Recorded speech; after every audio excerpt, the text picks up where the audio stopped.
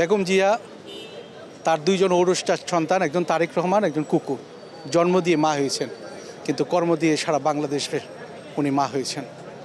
এই মা আজকে মৃত্যুসজ্জায়, মৃত্যুর সাথে পাঞ্জা লড়েছে। দেশের যখন ক্রান্তিলগ্ন এসেছে তখনই মা হাল ধরেছেন। উনি তার দুই সন্তানের কথা ভাবেননি, উনি বাংলাদেশের কৃষক শ্রমিক জনতার কথা ভেবেছেন। সেই জন্য মায়ের কাছে বারবার ছুটে চলা। মার কারো বারণ আমরা আজ সহ্য করব না। আমাদের যতই বারণ করুক, আমাদের হয়তো এই জায়গায় দাঁড়াবো, নাহলে আর একটু পিছনে দাঁড়াবো, যে জায়গায় বাধা মানে কোনো গণ্ডি আমাদের আজকে রাখতে পারে না। সেই জন্য মায়ের এই অনুভূতির জন্য আমরা এসেছি এখানে। 5 ওয়াক্ত নামাজ পড়ে ওনার জন্য দোয়া করতেছি।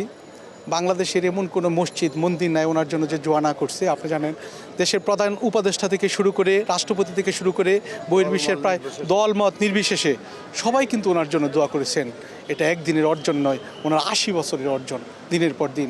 উনি শহীদ প্রেসিডেন্ট জিয়াউর রহমানের পাশে থেকে সারা দেশের কিভাবে রাষ্ট্র পরিচালনা করতে হয় সেটা দেখেছেন। উনি বাংলাদেশের সেনাপ্রধানের পাশে থেকে এই দেশকে কিভাবে আর্মি অফিসাররা কিভাবে চালায় সেটা দেখেছেন।